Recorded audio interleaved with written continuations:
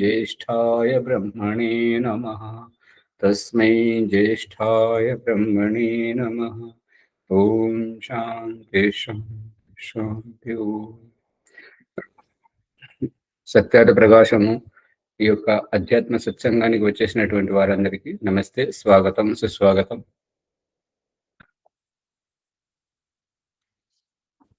ఏమైనా సందేహాలు ఉంటే అడగండి.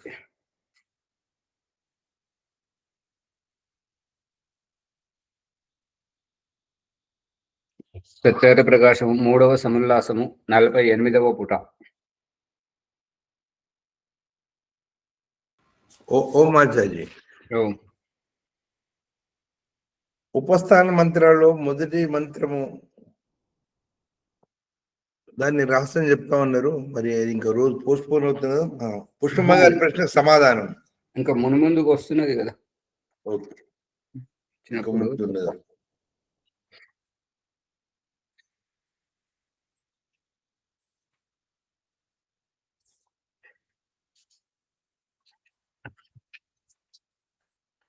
ఇక్కడ తల్లిదండ్రులు లేకయే సంతానము కలిగినది. ఒకడొకడు చనిపోయిన వాణిని బ్రతికించెను. సత్వరము పర్వతము నెత్తెను. సముద్రమున రాళ్లను తేల్చెను. చంద్రుని తునకలు చేసెను. పరమేశ్వరుడు అవతరించెను. మనుష్యుని కొమ్ములను చూచెను. గొడ్రాలి పుత్రులకు వివాహమైనది అని ఎవడేని చెప్పినా అవి అసంభవములు. ఇవి అన్నియు సృష్టి క్రమమునకు విరుద్ధములు. సృష్టి క్రమమునకు అనుకూలమైనది సంభవము. ఒకని దగ్గర ఒక రూప్యముండిన అతని దగ్గర అర్ధరూప్యము పావలా యుండుట సంభవము. ఒకని దగ్గర కుంచెడు నూకలు ఉన్నవని అనిన అడ్డెడు నూకలు ఉండుట సంభవం. ఇది గోపిదేవ్ గారి యొక్క అభిప్రాయం. 8వది అభావం. నా భవతి యస్మిన్ సో అభావ. లేనిది అభావం అనబడును. లేనిది అంటే గాడిద గుడ్డు అని అంటుంటారు. అంటే గాడిద గుడ్డు పెట్టేది కాబట్టి అది అభావం. మీ నాన్నకేం కొమ్ములు వచ్చాయా? మీ నాన్న చెప్తాంటే చెప్పు. ఇది అభావం. అక్కడ విద్యమానమే ఉండదు. మనిషికి కొమ్ములు కానీ గాడిద గుడ్డు పెట్టడం కానీ అవి ఏవి ఉండవు. ఒకడు ఒకనితో ఏనుగును తీసుకురమ్మన్నాను. అతడక్కడ ఏనుగు అభావము లేకుండాటను చూచి ఉన్న చోట నుంచి ఏనుగును తెచ్చాను. ఏనుగు తెమ్మంటే ఇక్కడ ఏనుగు లేదు కాబట్టి ఉన్న చోట నుంచి తీసుకురమ్మంటున్నాడని అతడు అర్థం చేసుకొని ఏనుగు ఉన్న చోటుకి పోయి ఏనుగును తీసుకొస్తాడు. ఇవి 8 ప్రమాణములు. వీనిలో శబ్ద ప్రమాణమున ఐతిహ్యము, అనుమాన ప్రమాణ, అర్థాపత్తి, సంభవ, అభావములను లెక్కించినతో ప్రత్యక్ష, అనుమాన, ఉపమాన శబ్దములు 4 మిగులును.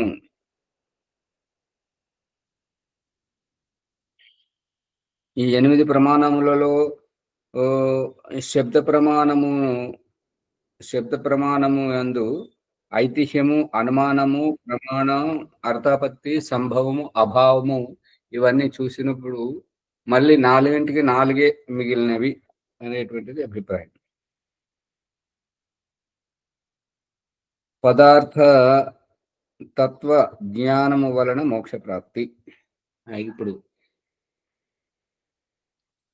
ఇంతవరకు మనం తెలుసుకున్నటువంటిది భగవంతుడు మనకు ఈశ్వర సాక్షాత్కారం లక్షణాన్ని చూసి లక్ష్యం గుర్తింపజేయడం, ఈ ఆత్మతత్వము, పరమాత్మతత్వమును పట్టుకోవడానికి నేర్పించాడు. ఇప్పుడు ముక్తి ఎట్లా, పదార్థం పట్ల ఆసక్తి, బంధనము, పదార్థము పట్ల విరక్తి, అనిష్ట భావము, ఇష్టం లేకుండా ఉండడం, ద్వేషం కాదు, ఇష్టం లేకుండా ఉండడం, అవసరం లేదు అనేటువంటి భావం, త్యాగ భావం. ఆ త్యాగ భావము అనేటువంటిది ఎట్లెట్లా ఏ వస్తువులతో మనలో త్యాగభావము, ఇష్టం లేకుండా ఉండడం, అపేక్ష ఉపేక్ష ఏవి లేకుండా ఉండేటువంటి భావం కనబడుతుందో తద్వారా మనకు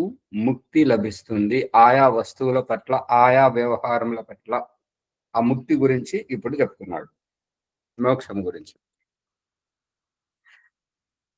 ధర్మ విశేష ప్రసూతాద్ ద్రవ్య గుణ కర్మ సామాన్య విశేష సమవాయానాం పదార్థానాం సాధర్మ వైధర్మభ్యాం తత్వజ్ఞానాన్ నిశ్రేయసం. వైశేషిక దర్శనం ప్రథమ అధ్యాయము ప్రథమ పాదము 4వ సూత్రం. ధర్మ విశేష ప్రసూతాద్. ధర్మము అంటే బాధ్యత, ధర్మము అంటే కర్తవ్యము, ధర్మము అనంటే సామర్థ్యము.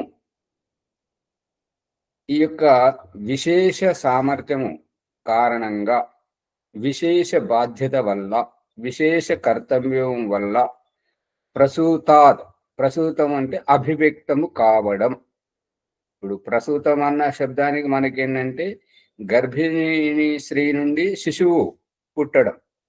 కానీ ఇక్కడ ఈ ప్రసంగంలో ఏంటంటే సామర్థ్యవాను నుండి యోగ్యమైన పని జరగడం. బాధ్యత గలవారు వాళ్ళ బాధ్యతను నెరవేరుస్తున్నప్పుడు జరిగేటువంటి పరిణామాన్ని ప్రసూతం అంటారు. ఆ ప్రసూత అంటే అభివ్యక్తమయ్యేటువంటి విషయం ఎక్కడ అంటే ద్రవ్యము కానీ, ద్రవ్య గుణములో కానీ, మరియు కర్మ చేసే వ్యవహారంలో కానీ. ద్రవ్య గుణ కర్మ సామాన్యం ఒకటి, విశేషం ఇంకొకటి. సామాన్యం మనం వండుక తినడం ఒకటి, రోజుకు వండుక తినడం ఒకటి, పండుగ రోజు వండుక తినడం ఒకటి, పెళ్లి రోజు వండుక తినడం ఒకటి, ఈ శ్రాద్ధ తర్పణ పిండాలు పెట్టుకునే రోజు వండుక తినడం ఒకటి. ఏదైనా వండుక తినడమే, కానీ సామాన్యం ఒకటి, విశేషం ఒకటి. ఈ యొక్క ప్రత్యేకతను గుర్తించాలి. సమవాయానం ఆ యొక్క పెళ్లి రోజు వచ్చేటువంటి వంట సామానులు, పండుగల రోజు వచ్చేటువంటి సామానులు, మరియు శ్రాద్ధ పిండ తర్పణాలు పెట్టే రోజు వచ్చేటువంటి వంట సామానులు. సమవాయానం అంటే ఏ వస్తువులంటే మనం తెచ్చుకుంటున్నాము, పదార్థానం ఆ రకంగా తెచ్చుకోబడినటువంటి పదార్థాలను సాధర్మ వైధర్మ్యాభ్యాం. సామాన్యంలో సాధర్మం, విశేషంలో వైధర్మ్యం. ఇప్పుడు ఏంటంటే రోజు అదే పొయ్యి ముట్టించడము, అదే పొయ్యి మీద పాత్ర పెట్టి నీళ్లు పోసి పదార్థం వేసి ఉడికించుకొని తినడం రోజు చేసేదే. కానీ ఈరోజు పండుగ రోజు ప్రత్యేకంగా చేయడం జరుగుతుంది. పెళ్లి రోజు లేదంటే పిండ తర్పణాలు జరిగే రోజు విశేషంగా ఉంటుంటది అనమాట. ఆ యొక్క విశేషం వల్ల పరిణామం ఏమిటి అనంటే ఈ సాధర్మ వైధర్మ్య, ఈ రెండింటితోటి సాధర్మ వైధర్మ్యాభ్యాం తత్వజ్ఞానం అంటే సామాన్యం రోజు ఏమో వండుకుతాను, ఉప్పు సరిగా లేదు, కారం లేదు, ఏంటిది ఇది ఉడకలేదు, మాడిపోయింది అనేటువంటిది ఒక రకంగా. ఇక పెళ్లి రోజు జరిగేటువంటి విశేషంగా పప్పు ఒకటి, పాయసం ఒకటి, ఐస్ క్రీమ్ ఒకటి, ఈ రకంగా విశేషంగా. పిండ తర్పణ రోజు వండినది విశేషంగానైనా తీసుకునేటప్పుడు మాత్రం గతించిన వారి ఎవరి స్మృతిలోనైతే, ఎవరి శ్రాద్ధం, ఎవరికి పిండాలు ఆ రకంగా శాంతి యజ్ఞం చేస్తున్నాము, వారి దుఃఖము అనేటువంటిది తెరచాటుగా ఉండి మనల్ని వ్యతితంగా, బాధాయుక్తంగా ఆ వాతావరణంలో ఉండజేస్తుంది. ఈ రకంగా ఈ తత్వజ్ఞానం ఎప్పుడైతే బోధపడుతూ ఉందో శ్రేయసం, ఈ యొక్క శ్రేయసం, దీని యొక్క సారాంశం, శ్రేయస్కరమైనటువంటిది సారాంశం, అదంతా దాని ఏమిటి అనేది వైశేషికంలో చెప్తున్నప్పుడు దానికి వ్యాఖ్యానం దయానంద సరస్వతి. మనుష్యుడు ధర్మమును యథాయోగ్యముగా విధిపూర్వకముగా అనుష్ఠించినందున పవిత్రుడై పదార్థముల సాధర్మ వైధర్మ్య జ్ఞానము వలన. అంటే ఇప్పుడు రోజు వండేటువంటిది అవే నీళ్ళల్లో బియ్యం వేసి కింద సెగబెట్టి ఉడికించడం. కానీ పండుగ రోజు, పెళ్లి రోజు, పెళ్లి అవుతున్నటువంటి పెళ్లి సందడిలో, లేదంటే దశదిన కర్మ, లేదంటే సంవత్సరీకం చేస్తున్నప్పుడు వారి స్మృతి పూర్వకంగా శాంతి యజ్ఞంలో చేస్తున్నటువంటి ఆ రోజు కూడా ఆ పండగ పెళ్లి ఆ యొక్క శ్రాద్ధత అది శాంతి యజ్ఞం చేస్తున్నప్పుడు కూడా అదే పదార్థాన్ని అదే నీటిలో పోసి అదే నిప్పు మీద పెట్టి ఉడికించడం, కానీ దాంట్లో కొద్దిగా వ్యత్యాసం ఉంటుంటది. అది ఇక్కడ చెప్పబడుతున్నటువంటి రహస్యం. ఆ తర్వాత సాధర్మ వైధర్మ్య జ్ఞానముల వలన ఈ ఓ మాచారి, అది ఏ రోజుకు ఆ రోజు ప్రత్యేకత ఉన్నదాన్ని గుర్తించడమా? అది వంట చేసుకొని తినడం ముఖ్యం. అది రోజు మనం ఉదయం సాయంత్రం వంట చేసుకొని తినడం జరుగుతూనే ఉంది. కానీ పండుగలు వచ్చాయి, అదే వండుక తినడం ఇంకా కొద్దిగా విశేషంగా. మళ్ళీ పెళ్లి అవుతుంది, పెళ్లి సందడిలో కొత్త కొత్త చుట్టాలు వస్తుంటారు, అటువైపు ఇటువైపు వాళ్ళందరికీ తృప్తిపరచడానికి ఇంకా విశిష్టమైనటువంటి అదే దశదిన కర్మ దినాలు చేసుకున్న రోజు కానీ సంవత్సరికం చేసుకున్న రోజు కానీ ఆ రోజు అదే నీళ్ళల్లో బియ్యం వేసి ఉడికించుకునేది, సెగ మీద పెట్టి ఉడికించుకునేదే, కానీ మార్పు భావజాలం మార్పు జరుగుతుంటది కదా, అదే చెప్తున్నాడు అన్నట్టుగా తత్వజ్ఞానం తెలుసుకోవడం. ఏమమ్మా సువర్చలమ్మ గారు, ఊరికే కూర్చుంటే కాదు, అర్థమవుతుందా? పట్టుకుంటున్నారా? స్వరూపమును తత్వజ్ఞానము స్వరూపమును తెలుసుకునేనందున నిశ్రేయసం ముక్తి పొందుదు. ఓహో, ఏది తిన్న పదార్థమే, ఏది చేసిన వంటే, కానీ మన భావజాలములో మార్పు వస్తుంటుంది. ఇప్పుడు ఇంకొకటి ఏంటంటే, ఇక్కడ చెప్పినటువంటి విషయం ఏంటంటే, ఆకలి తినేటువంటి సందర్భంలో దుఃఖములో బాధలో ఎక్కువ తింటారా, సుఖములో సంతోషంలో ఆనందంలో ఎక్కువ తింటారా? ఆనందంలోనే ఎక్కువ తింటుంది, దుఃఖం ఉన్నప్పుడు తినలేరు. వీరందరూ జైనుల్లాగా మూతికి బట్ట కట్టుకున్నట్టుగా తింటలేనట్టున్నారు, ఎవ్వరికి చెప్తలేరు. చెప్పిన ఒక్క ఆవిడ, మరి ఆవిడ ఏం చెప్తుందో అమ్మగారు బాధలో ఎక్కువ తింటారు.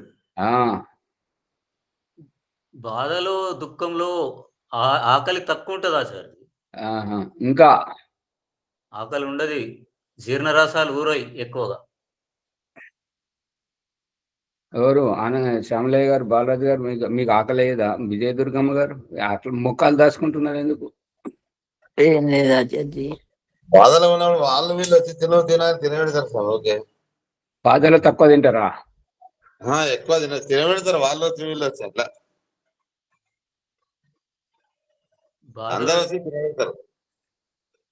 భీమరావు గారు, మీకు అర్థమైతే లేదు ఆ విషయం.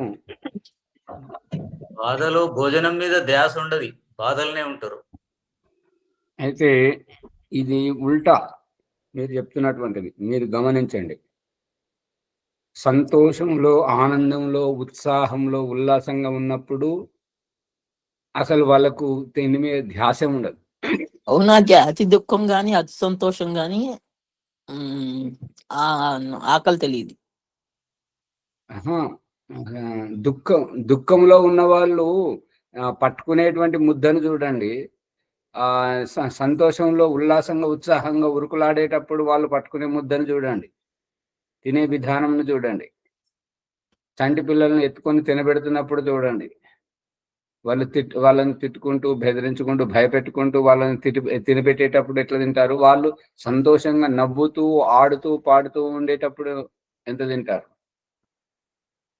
ఏది తెలియదు ఇటువంటి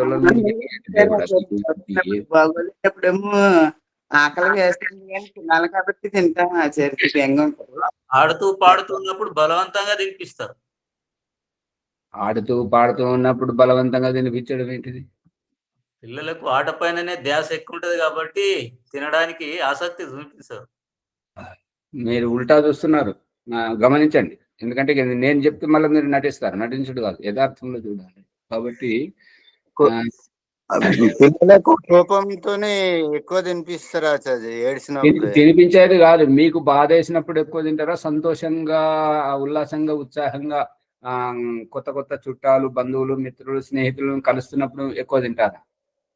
మామూలుగా అసలు ఆకలే ఉండదు, తక్కువే తింటాం ఆచార్య. ఎందుకంటే కార్యక్రమం ఏదైనా జరుగుతున్నప్పుడు దాని ఆకలి మీద శ్రద్ధ ఉండదు అసలు. మరి ఇందాక చెప్పింది ఏంటిది, ఇప్పుడు చెప్తున్నది? ఇందాకంటే విడి సంతోషం అంటే మామూలుగా దుఃఖంలో ఉన్నప్పుడైతే తినలేము ఆచార్య. ఎందుకంటే ఇన్నాళ్ళు ప్రభాకర్ గారు చెప్పారు కదా, జన రసాల అనుభవం, కాబట్టి ఆకలి అనేది ఉండదు. అతి దుఃఖం ఉన్నా అతి సంతోషం ఉన్నా కూడా.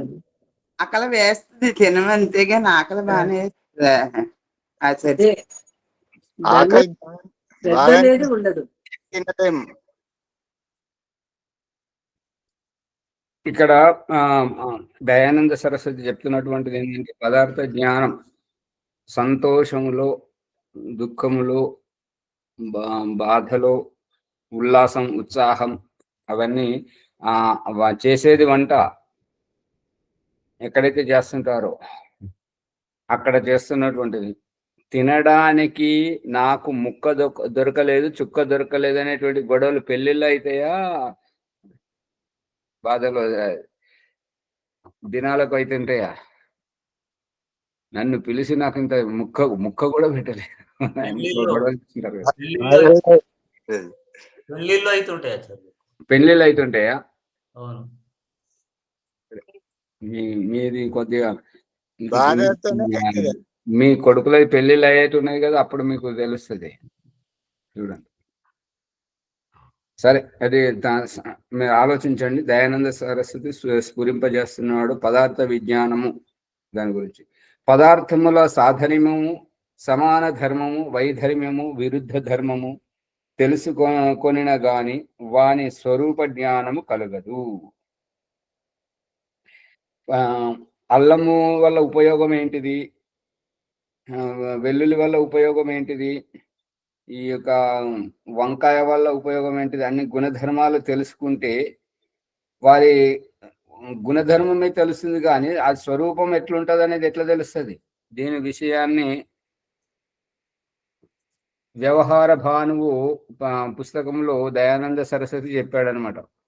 ఒక రాజుకు అది ఎవరో సభలో చెప్తుంటే చుట్టాల ఇంటికన్నా ఎక్కడో చెప్పారు, వంకాయ అంటే అరే వంకాయ కూర, గుత్తొంకాయ కూర, మసాలా వంకాయ కూర గురించి చెప్తే ఇక అది వచ్చి అతడు సభలో చర్చ చేస్తే వాళ్ళ ఇంట్లో అతనికి వంకాయ పెట్టడం జరిగింది. ఎంత వంకాయ పెట్టారంటే పొద్దున వంకాయ, మధ్యాహ్నం వంకాయ, సాయంత్రం వంకాయ పెడుతుంటే ఇక ముందేటేమో అతను పొగిడాడు అనమాట. ఏంటంటే వంకాయ అంటే ఒక రాజసికం, వంకాయ అంటే దాని అందం చూడు, దానికి ముకుటము చూడు, దానికి ముండ్లు ఎవరు పడితే వాళ్ళు పట్టుకోకుండా ఉండడానికి దానికి ముండ్లు సురక్షితం, అంటే రాజసికం ఎంత అద్భుతంగా ఉంటుంటది. లోపల చూడు అవి ఎంత వెన్నపూసలాగా గింజలన్నీ ఎట్లా ఉంటుంటాయి అని చెప్పి పొగిడారు. ఇక వంకాయ తిండు వండి పెడుతూ ఉంటుంటే అతనికి దొడ్డికి పెట్టి నానా అవస్థ పడుతుంటే, ఈ వంకాయది ఇట్లా పెడితే పొద్దున వంకాయ, మధ్యాహ్నం వంకాయ, ఎంతగానో మంది తింటారు రోజు వంకాయని అని అంటే, మీరు పొగిడారు కదా రాజుగారు అని అంటే, పొగడమే కదా దీంతో నాకు ఇబ్బంది అవుతున్నది అని అంటే, ఇక అప్పుడు మళ్ళీ దాన్ని వంకాయని తింటాడు. దాని రూపం చూడు, అది ఎంత నల్లగా పాడైంది, దానికి ముండ్లు, అది దానికి తోక ఒకటి ఉంటుంది అని చెప్పేసి దాన్ని నిందించడం మొదలు పెడుతుంటారు అనమాట.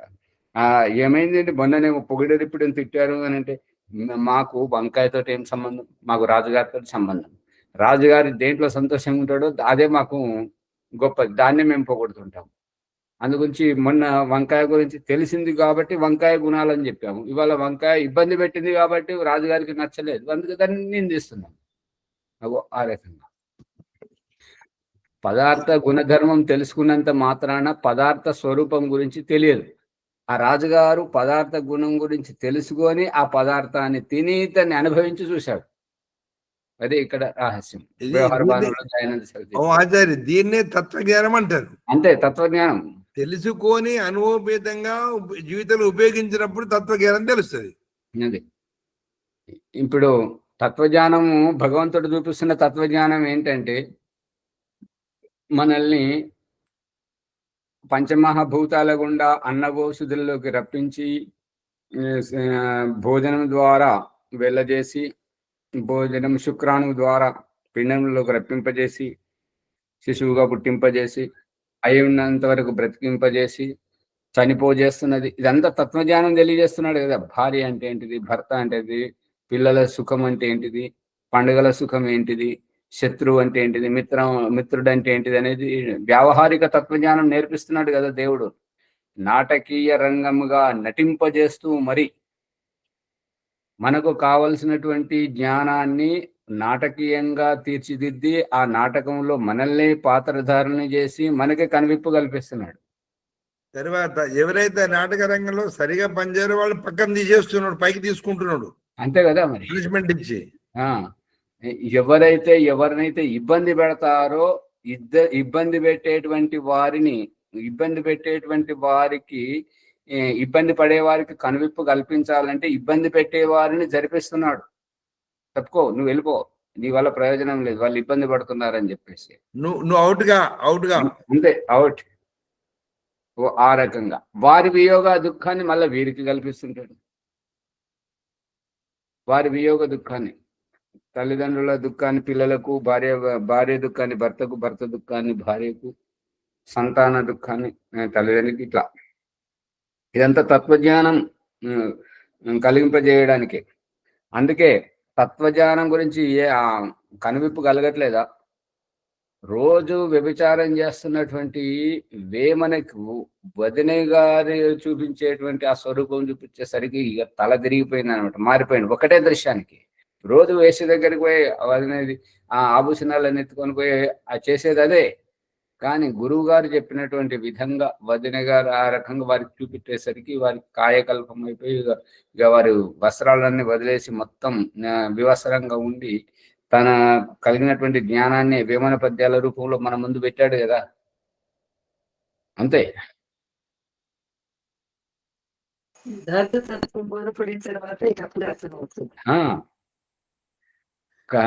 యథార్థ జ్ఞానము తత్వజ్ఞానము తెలిసిన తర్వాత మనిషి మారిపోతాడు.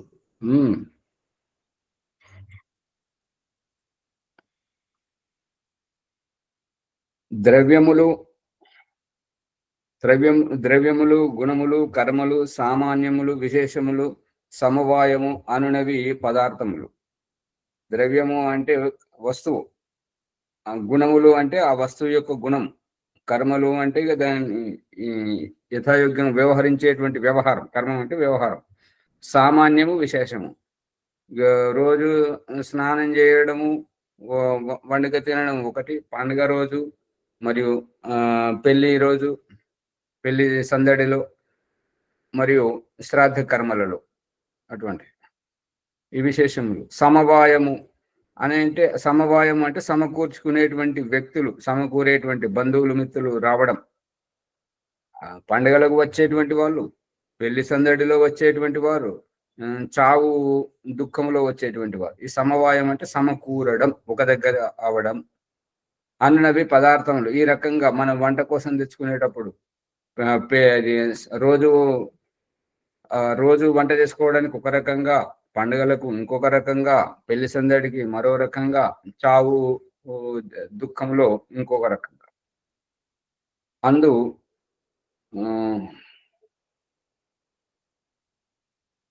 పృథివీ వంటి ద్రవ్యములు, పృథివీ వంటివి, ఈ పంచమహాభూతాలలో పృథివీ అంటే ఏంటంటే భూమి. ఈ భూమి వంటి ద్రవ్య రూపములు పృథివీలో ఉండేటువంటి అన్న రసములతోటి ఈ యొక్క రూపరస గుణముల యొక్క ఉత్క్షేపణము, అవక్షేపణం, ఉత్క్షేపణాదులు. ఉత్క్షేపణము అంటే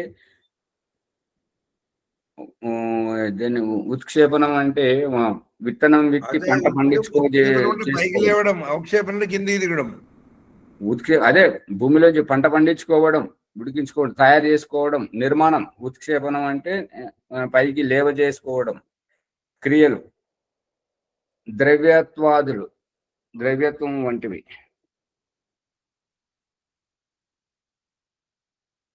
సామాన్యములు, సమవాయము, సంబంధము, విశేషము, పరమాణు గతములు, వీటిలో గల సాధర్మ వైధర్మ్యముల వలన వీని రూపము స్వరూపము ఎరిగిన గాని మోక్షము సిద్ధింపదని సూత్ర అభిప్రాయము. అంటే ఎంత ధర్మ విశేష ప్రసూత ద్రవ్య గుణ కర్మ సామాన్య విశేష సమవాయ పదార్థానం సాధర్మ వైధర్మ్యాభ్యాం తత్వజ్ఞానం నిశ్రేయసం. ఈ యొక్క పదార్థ గుణం తెలుసుకుంటే ఇప్పుడు చింతపండు గురించి నిమ్మకాయ గురించి తెలుసుకుంటే చింతపండు తత్వం ఎట్లా తెలుస్తుంది, పులుపు తత్వం ఎట్లా తెలుస్తుంటది, దాని గురించి పుస్తకాలు రాయడం కానీ పుస్తకాలు చదవడం కానీ దాని మీద అన్ని చేసిన పరిశోధన చేస్తున్నారు. ఎంత చేసినా కూడా దాని గుణధర్మం మనకెలా తెలియాలి? గురించి ఉప్పు గురించి ఎట్లా తెలియాలి అంటే రుచి చూస్తేనే తెలుస్తుంది. రుచి చూసేంత వరకు ఎన్ని చదివినా ఎన్ని పుస్తకాలు రాసినా దానివల్ల ఏమీ ఉపయోగము లేదు అనేది అభిప్రాయం.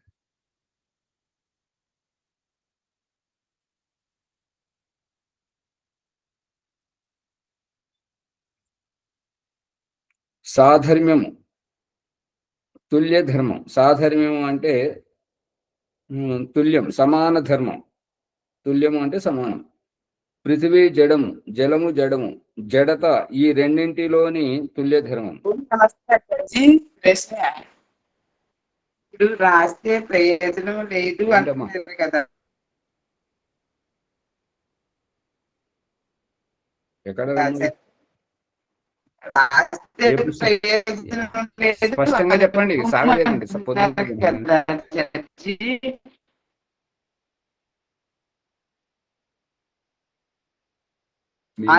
సరిగా పనిచేస్తలేదు వారి అభిప్రాయం.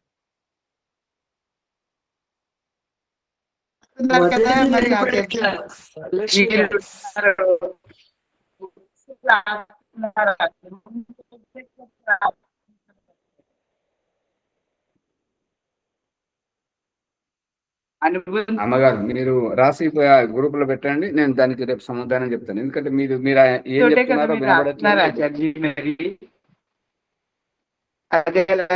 అనుభవంతోనే రుచి తెలుస్తుంది అంటున్నారు. రాయండి, రాసిస్తే. ఏమంటున్నారు?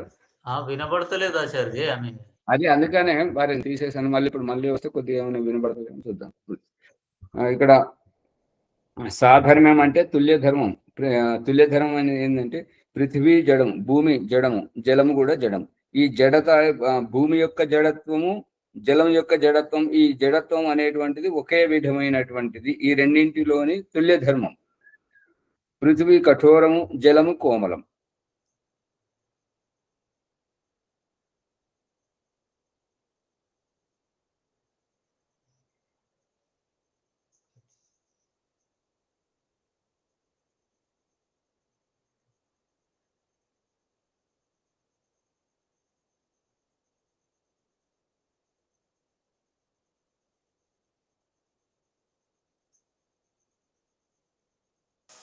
రెండు జడమైన కూడా గుణ స్వభావం వేరు. కఠోరము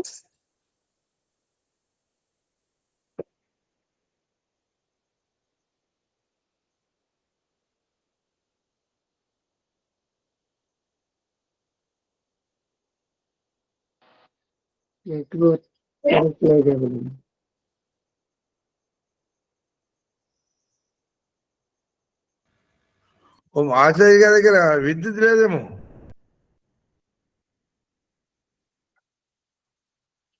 అందుకే విద్యుత్ నెట్ అంతరాయం ఉన్నట్టుంది.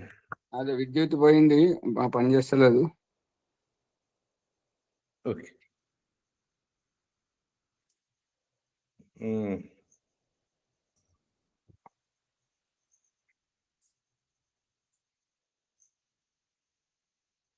వైశేషిక దర్శనం లోపల కనాదుడు 6 పదార్థాల గురించి చెప్పాడమ్మా. ఈ 6 పదార్థాలను ఇక్కడ మార్చి మనకు తెలియజేస్తున్నాడు. ద్రవ్యములు అంటే ఏంటి? ద్రవ్యములు గుణ కర్మ స్వభావములు సామాన్య విశేషం సమానం. ఈ ఆరు పదార్థాలను విశేషంగా చెప్పాడు. అందులో పృథివ్యాధులు పృథ్వీ నుంచి మొదలుకొని అని చెప్తున్నాడు అనమాట. తర్వాత ద్రవ్యములు అంటే రూపరసాదులు, రూపములు రసములు, వాటి లోపల విశేషణములు, తర్వాత సమవాయ సంబంధం అనేటువంటి, తర్వాత దాంట్లో కర్మ గురించి చెప్పాడు కాబట్టి ఉత్క్షేపణము, తర్వాత క్రియలు, కర్మలు అంటే అవక్షేపణం రెండు ఉంటాయి, పైకి లేవడం కిందికి దిగడం. ఈ విధంగా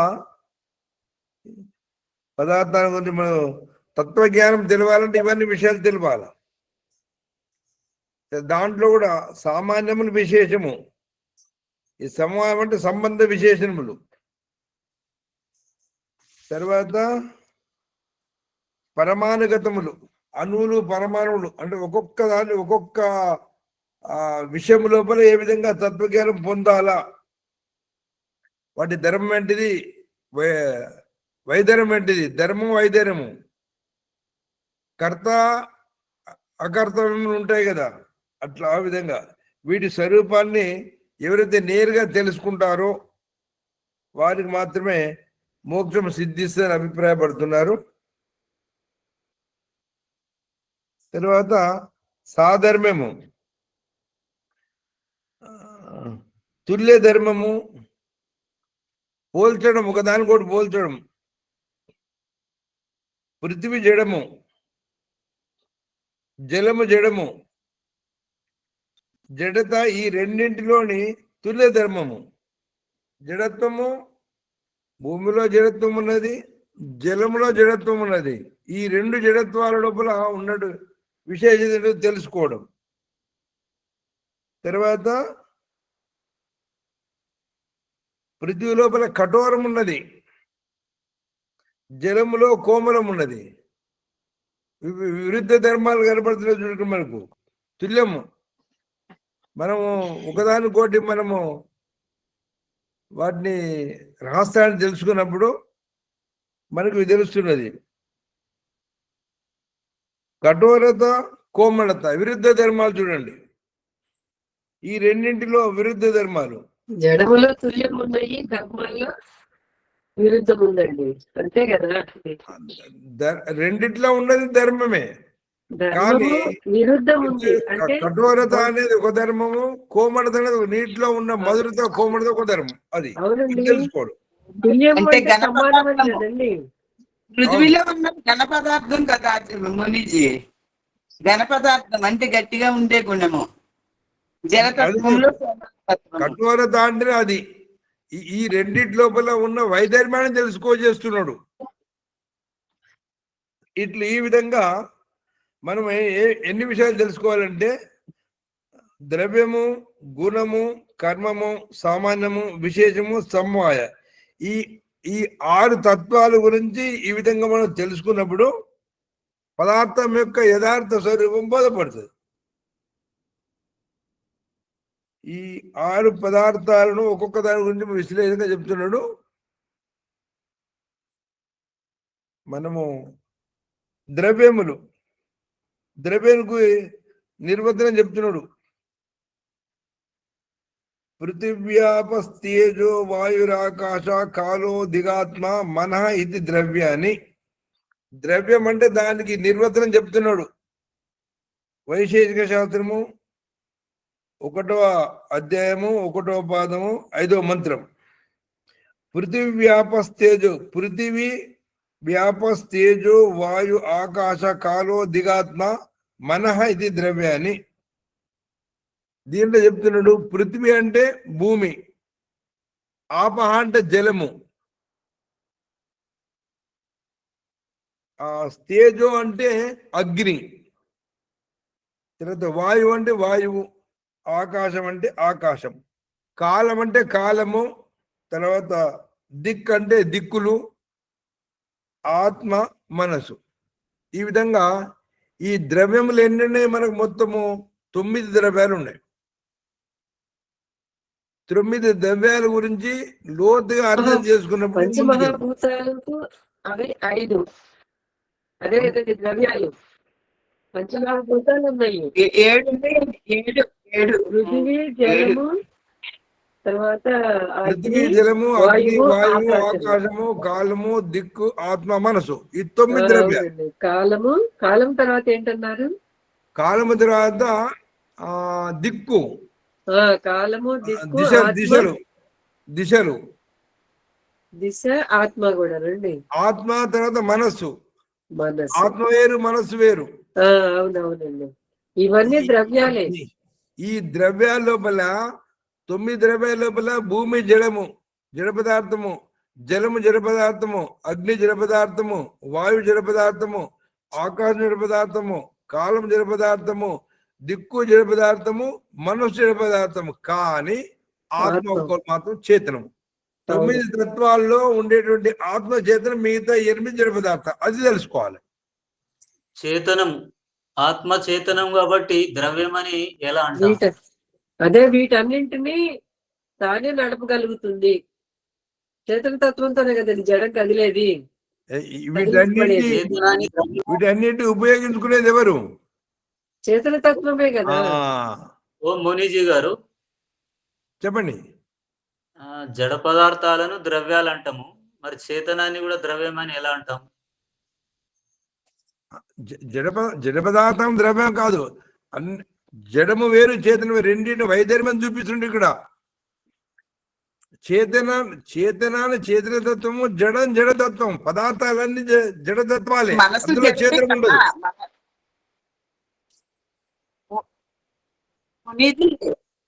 మునీజీ నమస్తే. మరి మనసు జడతత్వమే కదా. ఆత్మ పరమాత్మ వచ్చినట్టు అమ్మ ఇక్కడ 2 తత్వాలను విశేషంగా చూపిస్తున్నాడు మనకు. ఏంటిది? చేతనము, జడం. ఈ రెండు తత్వాలు సరిగ్గా తెలుసుకుంటే ఆత్మ అనేది దొరుకుతుంది. ఆ చేతన తత్వాలు ఎన్ని ఉన్నాయి మనకు? 2 తత్వాలు ఉన్నాయి. ఒకటి పరమాత్మ తత్వము, రెండోది జీవాత్మ తత్వము. నేను అంటే ప్రభాకర్ గారి సందేహం అది కాదండి. ఇప్పుడు ఏంటంటే ఇవన్నీ జడతత్వంలోకి ఆత్మ పరమాత్మ రాదు కదా అనేది అనమాట. అంటే ఇప్పుడు మనం చక్రాలు, అష్టచక్ర నవద్వారాల్లో పురుష శబ్దం ఉపయోగించాడు కదండి. ఎందుకు అంటే చేతనానికి అచేతనానికి తేడా మనకు తెలియచేయటానికి అనమాట. అమ్మ ఇక్కడ ఋషి చెప్తున్నది ఏంటంటే, విరుద్ధ తత్వాలను ఎవరు తెలుసుకుంటారో 9 ద్రవ్యాల లోపల చేతన తత్వం ఒక ఆత్మ ఉన్నది. మిగతా 8 తత్వాలు జడ పదార్థాలను తెలుసుకోవాలి.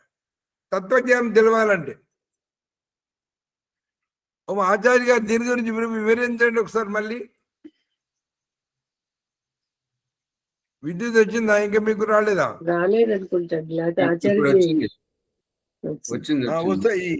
వస్తాయి.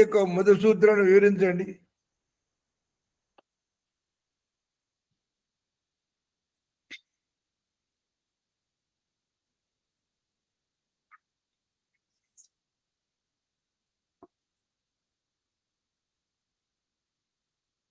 అదే సాధర్మ్య, తుల్యధర్మము, పృథివీ జడము, జలము జడము. ఈ జడత అనేటువంటిది రెండింటిలోని తుల్యధర్మం.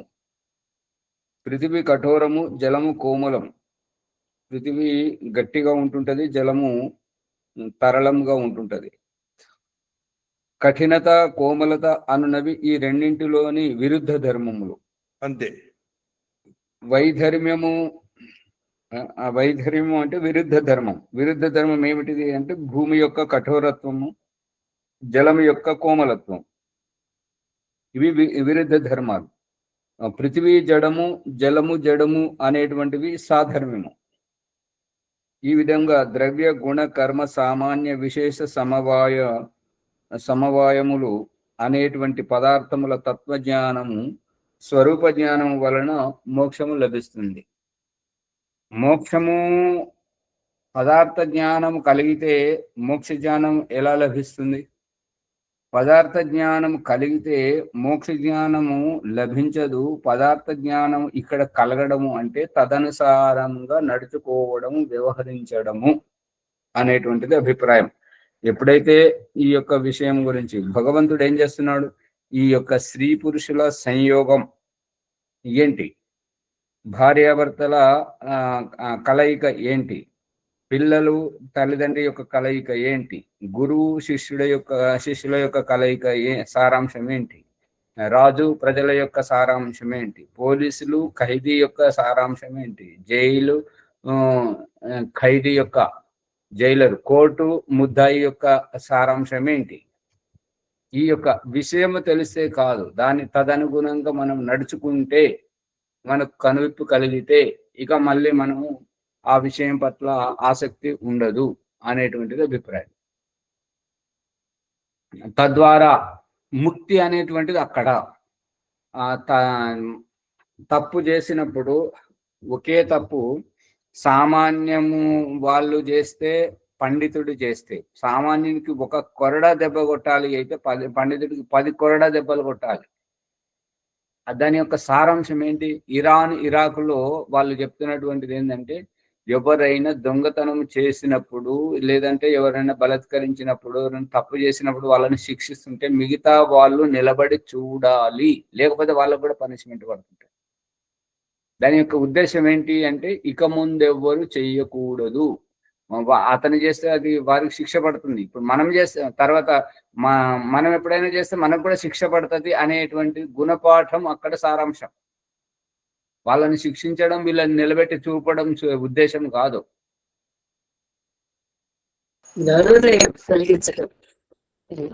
ఇప్పుడు ముక్తి దేని వల్ల అవుతుంది అని అంటే, తప్పు చేయడం వల్ల కాదు, తప్పు చేసినప్పుడు పట్టుకోవడం వల్ల కాదు, పట్టుకున్నప్పుడు శిక్షించడం వల్ల కాదు. ముక్తి ఎప్పుడు కలుగుతుంది అని అంటే, తప్పు చేసి శిక్ష పడుతుంది అనే భయము ఉంటే తప్పు చేయకుండా ఉండడం వల్ల ముక్తి కలుగుతుంది. కఠోరం తప్పు చేస్తే కఠోరమైన శిక్ష ఉంటది అనేటువంటి ఇంగిత జ్ఞానం తెలవాలి, అందరికి తెలవాలి కాబట్టి వాళ్ళందరి మీద చూడమని చెప్పి ఒక వారికి నియమం పెడతారు. అది ఇప్పుడు ఈ కుంటి, గుడ్డి, మూగ, చెవిటి, అవిటి, నపుంసకత్వము, గొడ్రాలతనం, ఇదంతా ఏంటిది? శిక్ష. ఎక్కడో చేసిన శిక్షను ఇక్కడ అనుభవించడం మనం అంతా చూపిస్తున్నాడు కదా దేవుడు. ఈశ్వరుని చేత విధించబడిన శిక్ష అంతే. అది దీని ద్వారా ముక్తి పొందడం అంటే ఈ యొక్క విషయం, మనం తప్పు చేస్తే శిక్ష పడుతుంది అనేటువంటిది. ఇప్పుడు మరి కొంతమంది తెలుసుకుంటున్నటువంటిది ఏంటంటే, వీళ్ళు నోరు కట్టుకొని బ్రతకడం, ఇది తినద్దు అది తినద్దు అని చెప్పేసి సత్యవ్రతాలను పాటించడం, స్వచ్ఛతను పాటించడం, వాళ్ళు తిని తాగే వాళ్ళు ఎంత సంతోషంగా ఉన్నారు చూడు అనేటువంటిది యథార్థం కాదు అనేటువంటిది దీనివల్ల అభిప్రాయం. అర్థమవుతుందా? పట్టుకుంటున్నారా లేదా?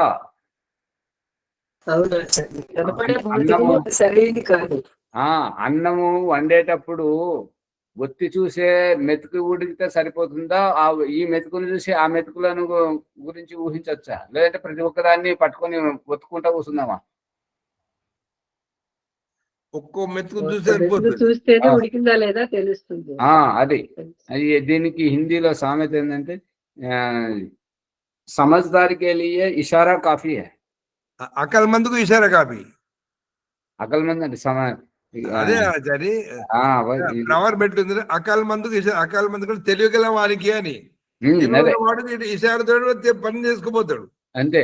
అకల్మందుకు ఇషారా కాపీ. ముక్తి అక్కడ ఉన్నది, ఆ ఇషారాలో ఉన్నది. ముక్తిని చూసి భయపడాడు, పదార్థ జ్ఞానం తెలుసుకోవడం వల్ల. అంతేగాని పదార్థ విశేషం తప్పు చేస్తే శిక్ష పడుతుందని అందరికీ తెలుసు, కానీ చేస్తున్నారు ఎందుకు?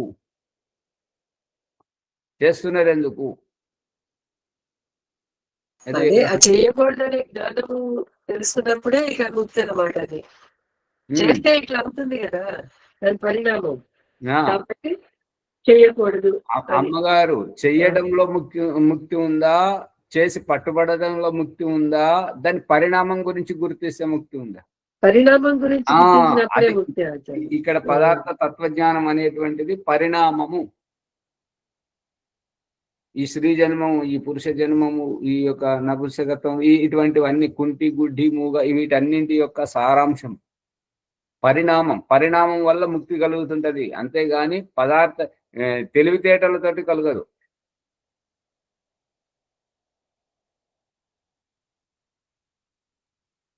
ఇప్పుడు ఈ సందర్భంలో సమాజములో జరుగుతున్నటువంటి అనాచారములు మరియు ఈ యొక్క సామాజిక ఇబ్బందులు ఏవైతే దౌర్జన్యాలు, దొంగతనాలు, దోపిడీలు, ఈ వ్యభిచారాలు, అపహరణము, ఈ యొక్క కుతంత్రాలు, కుట్రలు, కుతంత్రాలు, శారీరక అవయవాల దోపిడీ, ఇదంతా జరగడానికి కారణం ఎవరు? దీనికి అంతటికి కారణము తప్పు చేసే వాళ్ళు దోషులు గారు. వాళ్ళది తప్పే కాదు. ఎవరైతే చూస్తూ మాకేం పట్టింది అని నిర్లక్ష్యంగా ఉంటుంటారో అటువంటి బుద్ధిమంతులు అనబడేటువంటి మూర్ఖుల వల్ల ఇవన్నీ జరుగుతున్నాయి. తప్పును ఎదిరించకపోవడం వల్ల ఎక్కడికక్కడ ఈ బుద్ధిమంతులు అనేటువంటి వాళ్ళ నిర్లక్ష్యం వల్ల ఇవన్నీ జరుగుతున్నాయి. ఎక్కడికక్కడ ఎండగడితే, ఇప్పుడు యూట్యూబ్ లో, ఫేస్బుక్ లో మీరు చూసే ఉంటారు, ఒక అతను 75-80 వేల ఉద్యోగాన్ని వదిలేసి బొంబాయి మెట్రో రైల్లో అమ్మాయిలను రక్షించడం అదే పనిగా పెట్టుకొని అతను ఒక కంపెనీ పెట్టుకుని కొంతమందిని పని వాళ్ళని పెట్టుకొని అదే పని చేస్తున్నాడు. ఇంకొక అతను ఒక్కడే ఎవరెవరైతే ఆత్మహత్య చేసుకుంటారో నదులలో దూకి వాళ్ళని కాపాడుతున్నాడు. 300 మందిని కాపాడినట్టు ఇప్పటి వరకు. చూడండి, మీరు వీడియో చూసి ఉంటుంటారు. వాళ్ళకు ఆయనకు ఏ పథకం లేదు, ఏది లేదు, ఎవరు వాటిని గౌరవించింది లేదు. కానీ ఇప్పటి వరకు 300 మందిని కాపాడినంటే నేను ఇంకా కాపాడుతూనే ఉంటాను, నేను బతికినంత వరకు, సామర్థ్యం ఉన్నంత వరకు. అంటే మంచి పని చేసేవాళ్ళు చేస్తూనే ఉన్నారు, చెడ్డ పని చేసేవాళ్ళు చేస్తూనే ఉన్నారు. దొరికినంత దోచుకోవడం, కుట్రలు, కుతంత్రాలు, ఇదంతా చేయడం. అందుకని ఈ తప్పులు ఎప్పుడు జరుగుతున్నాయి అంటే, ఇప్పుడు ఇదివరకేమో పూర్వకాలంలో ఎలా ఉండేది అంటే, తప్పు జరిగితే నలుగురు నిలబడి దాన్ని నిలదీసేవారు. ఇప్పుడు ఏం చేస్తున్నారు? సెల్ఫీ ఫోటోలు తీసుకోవడం, వీడియోలు చేసి దానికి ఫేస్బుక్ లో, యూట్యూబ్ లో పెట్టడానికే ఆతృత పడుతున్నారే కానీ అక్కడ జరుగుతున్న దౌర్జన్యాన్ని ఎదిరించడానికి ఎవరు ముందుకు రావట్లేదు. అందువల్ల జరుగుతున్నాయి. తమాషాగా చూస్తున్నారు. అదిగా రాజారి, నాకేంటి నాకేంటి అంటే నాకేంటి అని దాటేస్తున్నారు అంతే. దీని యొక్క పరిణామం ఏంటంటే, తన వరకు వస్తే గాని తత్వము బోధపడని వైనం. అంతే అంతే అంతే. ఈ యొక్క మరి ఇది వినాశకాలే విపరీత బుద్ధి తప్ప దీంట్లో రహస్యం ఏమీ లేదు. అందు గురించి బుద్ధిమంతులు అనేటువంటి వాళ్ళు ఎక్కడికక్కడ దానిని విమర్శించి ఆ ప్రజల ముందుకు తీసుకొచ్చి ప్రజలను చైతన్యవంతంగా చేసే వరకు ఇవన్నీ జరుగుతూనే ఉంటాయి. నాకేం పట్టింది అనేటువంటి మూర్ఖత్వం అనేటువంటిది కొనసాగుతూనే ఉంటుంటది. ఇప్పుడు మీతో పాటు ఒక విద్వాంసుడు అన్నాడు కదా, వాళ్ళు చదువుకొని పోతారు, నీకేం పట్టింది, నువ్వు సపరేట్. దీనికి సరిగా సూట్ అవుతుంది. అది అంతటా వ్యాపించిపోతుంది. అదే వ్యాపించిపోతుంటది.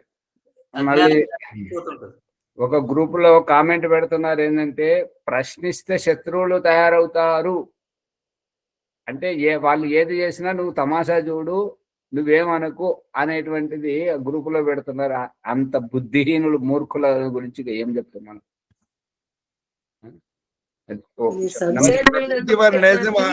తెలుసుకోవాలి అంతే.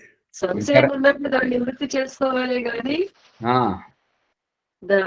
మళ్ళీ అదే మంచిది అనేది సపోర్ట్ చేయకూడదు. అదే అటువంటి మూర్ఖులు కూడా ఉంటారు అనేది ఇప్పుడు బయటపడుతుంది. వాళ్ళ బయట పెట్టుకుంటున్నారు. అంటే ఇక్కడ మంచి గుణం ఏంటంటే, కనీసం తను ఏం మాట్లాడుతున్నాడో అవగాహన లేని అమాయకత్వాన్ని బయట పెట్టుకుంటున్నాడు దీని ద్వారా, అంతే. అవునండి. నమస్తే నమస్తే అందరూ. కొద్దిగా ఉండండి, ఈ సంధ్యోపాసన అయిన తర్వాత కొద్దిగా మాట్లాడాలి. ఇంకా మరి ఆశ్రమం గురించి కానీ కార్యక్రమం దగ్గరకు వచ్చింది, 2 రోజులు ఉన్నది. రేపు ఒక్కటే రోజు, మళ్ళీ సోమవారం వస్తారు అందరూ, మాట్లాడాలి. నమస్తే ఆచార్య ఓంపర్ గారు, ధన్యవాదములు. జ్ఞానగంగా ఆధ్యాత్మిక విద్య, మనం సత్యప్రకాశాన్ని మనము లోతుగా ప్రవర్తనలో తెలుసుకుంటున్నాము. పదార్థాలు ఏంటిది, పదార్థాల విజ్ఞానం ఏంటిది, మోక్ష విధంగా లభిస్తుంది. నిన్నటి వరకు మాత్రము ఇప్పుడు ఈశ్వర్య తత్వానికి, తర్వాత ఆ ప్రకృతికి విరుద్ధంగా, ప్రకృతికి అనుకూలంగా ఉన్నటువంటి సత్యము, ప్రకృతికి విరుద్ధంగా ఉన్న అసత్యము అని తెలుసుకొని ఈ రోజు మాత్రం ధర్మాల గురించి తెలుసుకుంటున్నాము. విశేష ధర్మాలు ఆ ఎనిమిది ఎనిమిది ప్రమాణాల గురించి క్షుణ్ణంగా తెలుసుకున్నాము. తర్వాత ఈరోజు ఈ న్యాయ దర్శనం ఆధారంగా చేసుకొని ద్రవ్యాల యొక్క అర్థాలు, విరుద్ధ ద్రవ్యాలు, సాధర్మము, వైధర్మం అని చాలా పోతున్నాము. ఈ ఎపిసోడ్ను లైక్ చేయండి, షేర్ చేయండి, సబ్స్క్రైబ్ చేయండి, పక్కన ఉండే గంట సింబల్ గట్టిగా నొక్కండి. 1, 2 సార్లు ప్రార్థన. ఈరోజు వైదిక సంధ్యోపాసన. ఎవరమ్మా ఈరోజు? శనివారము విజయదుర్గమ్మ గారు. విజయదుర్గమ్మ గారు. అమ్మా చేపిస్తారా మీరు ఈరోజు?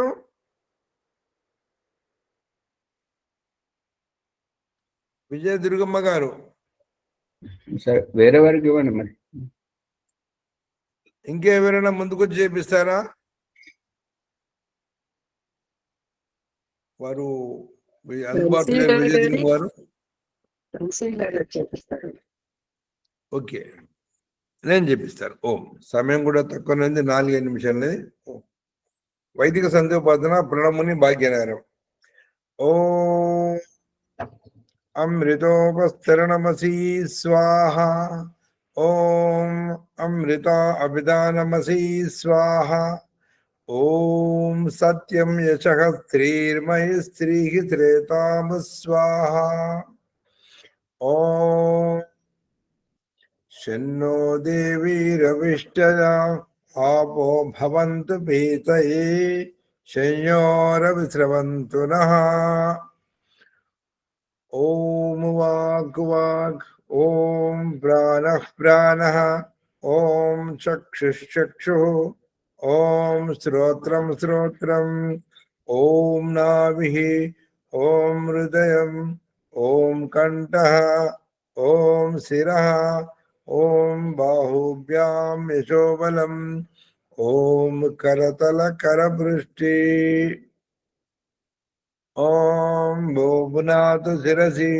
ఓం భువః పునాతు నేత్రయోః. ఓం సహ పునాతు కంఠే. ఓం మహ పునాతు హృదయే. ఓం జనః పునాతు నాభ్యాం. ఓం తమః పునాతు పాదయోః. ఓం సత్యం పునాతు పునః శిరసి. ఓం ఖం బ్రహ్మ పునాతు సర్వత్రా. ఓం భూః. ఓం భువః. ఓం స్వః. ఓం మహః. ఓం జనః. ఓం తపః. ఓం సత్యం. అథ అగమర్శన మంత్రాః. ఓం ऋतं च सत्यं जावीदा तपसोऽध्यजायत ततो रात्र्यजायत ततः समुद्रो अर्णवः समुद्रादर्णवादधी संवत्सरो अजायत अहोरात्रान् विददादिशत्समियुतो वसि सूर्याचन्द्रमसौ दाता यथा पूर्वमकल्पयत् दिवं च पृथ्वीं चान्तरिक्षमतो स्वाहा. ॐ शन्नो देवीरविष्टया आपो भवन्तु पीतये शय्योरविस्रवन्तु नः. अथ मनसा परिक्रमणमन्त्राः. ॐ प्राचीदिगग्निरधिपतिरचितो रक्षितादित्य इषमः देव्यो नमोऽधिपतिभ्यो नमो रक्षितृभ्यो नमः शुभ्यो नमेभ्योऽस्तु योऽस्मान् द्वेष्टि यं वयं दिश्वसमोजं वेदद्मः.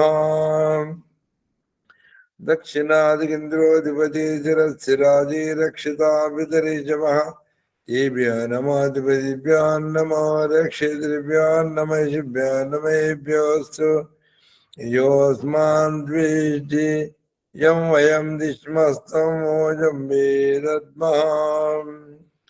प्रतीचीदिग्वर्णोऽधिपतिः पृथको रक्षितान्नमिषवः तेभ्यो नमोऽधिपतिभ्यो नमो रक्षितेभ्यो नमः शिभ्यो नमेभ्योऽस्तु योऽस्मान् द्वेष्टि यं वयं विश्वस्तं मोजं वेदद्मः उदीचेदिक् सोमाधिपति स्वजो रक्षिता शनिरिषमः तेभ्यो नमोऽधिपतिभ्यो नमो रक्षितृभ्यो नमः शिभ्यो नमेभ्योऽस्तु योऽस्मान् द्वेष्यं वयं विश्वस्तं वेदद्मः ध्रुवादिग्विष्णोरधिपति कल्माचग्रीवो रक्षिता वीरुदेशमः तेभ्यो नमोऽधिपतिभ्यो नमो रक्षितृभ्यो नमः शिभ्यो नमेभ्योऽस्तु योऽस्मान् द्वेष्यं वयं विश्वस्तं वेदद्मः ऊर्ध्वादिग्बृहस्पतिरधिपति चित्रो रक्षिता वर्षमिषमः तेभ्यो नमोऽधिपतिभ्यो नमो रक्षितृभ्यो नमः शिभ्यो नमेभ्योऽस्तु योऽस्मान् द्वेष्यं वयं विश्वस्तं वेदद्मः మనస పరిక్రమణ ద్వారా పరమాత్ముడు అన్ని దిశల నుండి తనను కాపాడుతున్నాడని పూర్తి విశ్వాసం పొందినటువంటి జీవాత్మ పరమాత్మని దర్శనార్థము లక్ష్య సిద్ధార్థము ఇంకొకరు ముందుకేస్తూ ఉపస్థాన మంత్రాల ద్వారా పరమాత్మని ధ్యానిస్తున్నాడు. అత ఉపస్థాన మంత్రాః జాత వేదసే శృణ్వామసో మమరాతీయతో నీదహాతి వేదః సనః పర్షదతి దుర్గాని విశ్వానావేవ సింధుం దురితాత్యగ్నిః చిత్రం దేవానామజగాదనేకం చక్షుర్మిత్రస్య వర్ణస్య అగ్నేః ఆప్రద్యావా పృథివీ అంతరిక్షం సూర్య ఆత్మా జగతస్తత్సుజత్స ఉదిత్యం జాతవేదతం దేవం వహంతి కేతాదృశే విశ్వాయ సూర్యం ఉద్వయం తమసత్పరిశ్చః పశ్యంత ఉత్తరం దేవం దేవత్రా సూర్యమగన్వజోచిరుత్తమం. ఈ విధంగా పరమాత్మని ఉపస్థాన మంత్రాల ద్వారా ప్రార్థించినటువంటి జీవాత్మ, ఓ పరమేశ్వర, ఎక్కడో తప్పు జరిగిపోయింది స్వామి, నా లక్ష్యాన్ని నేను చేరుకోలేకపోయాను, మరి ఒక్క అవకాశం ఇవ్వండి స్వామి అని ఆ పరమాత్మని ప్రాయశ్చిత్త మంత్రం ద్వారా ప్రార్థిస్తున్నాడు. అథా ప్రాయశ్చిత్త మంత్రాః తచ్చక్షురుదేవైతం పురస్తాత్ శుక్రముచ్చరత్ పశ్చేమ శరదశ్చితం జీవేమ శరదశ్చితం శృణుయామ శరదశ్చితం ప్రబ్రవామ శరదశ్చితం అదీనాస్యామ శరదశ్చితం భూయచ్చ శరదశ్చితాత్. ఓ పరమేశ్వర, 100 శరదృతువులు గడిచినంత కాలము నేను జీవించి ఉండేలా నాలోని సమస్త ఇంద్రియాలు అంటే నేత్రేంద్రియము, వాగేంద్రియము, స్పర్శేంద్రియము, తర్వాత కర్ణేంద్రియము, గ్రహణేంద్రియము, అన్ని ఇంద్రియాలు బలంగాను పవిత్రంగాను ఉండేలా ఆశీర్వదించు స్వామి. తర్వాత ఎవరిపైన నేను ఆధారపడి జీవించకుండా ఉండేలా 100 శరదృతుల కన్నా ఎక్కువ కాలం జీవించేలా నాకు అవకాశం ఇస్తామని చెప్పి ప్రార్థిస్తున్నాడు. అనంతరము మళ్ళీ ఆచమన మంత్రం. ఓం శన్నో దేవీరభిష్టయ ఆపో భవంతు పీతయే శయ్యోరవిస్రవంతు నః. ఓం గురుమంత్రము. ఓం భూర్భువస్వః తత్సవితుర్వరేణ్యం భర్గో దేవస్య ధీమహి ధియో యో నః ప్రచోదయాత్. ఓ పరమేశ్వర, నీ కృప వలన నేను ఉనర్చిన జప ఉపాసనాది కర్మముల మూలమున ధర్మ అర్థ కామ మోక్షములనేది ఈ చతుర్విధ పురుషార్థములను మా అందరికీ ఈ జన్మలోనే సిద్ధించినట్లు అనుగ్రహింపము స్వామి. అథ నమస్కార మంత్రాః. ఓం నమః శంభవాయ చ మయో భవాయ చ నమః శంకరాయ చ మయస్కరాయ చ నమః శివాయ చ శివతరాయ చ ఓం శన్నో దేవీ రవిశ్చయ ఆపో భవంతు పీతై శమ్యోరవిశ్రవంతు నః. ఇది వైద్య సంధ్యోపాసన ప్రణముని భాగ్యనగరము అత శాంతి మంత్రం. ఓం దేవ శాంతిరంతరిక్షం శాంతి పృథివీ శాంతి ఆపా శాంతి ఓషధే శాంతి వనస్పతే శాంతిర్విశ్వే దేవా శాంతి బ్రహ్మ శాంతి సర్వం శాంతి శాంతిరేవ శాంతి సామా శాంతిరేది. ఓం శాంతి శాంతి శాంతి. నమస్తే ఆచార్య. శ్రీభూ నమో నమః. అందరికీ నమస్కారం. నమస్తే. ఉండండి ముని గారు, రేపటి కార్యక్రమం గురించి చెప్పండి, వివరాలు చెప్పండి ఆచార్య. ఈ